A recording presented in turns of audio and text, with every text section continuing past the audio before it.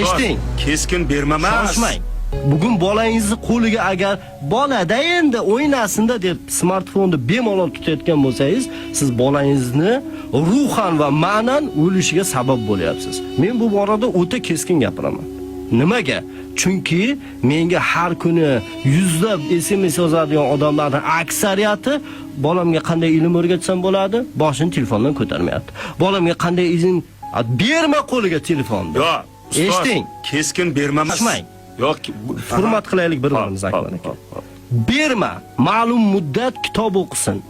Beradigan payting boshda turib ber. Nazoratsiz qoldirma.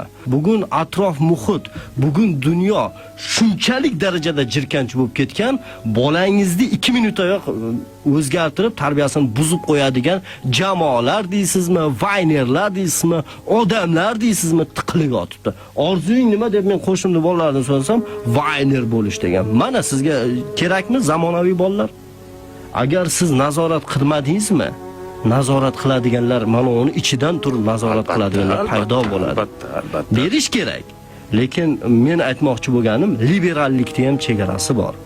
Agar meni o'g'lim men kelganimda men erkinman deb meni erkalatishim natijasida bemalol shunaqalar bor.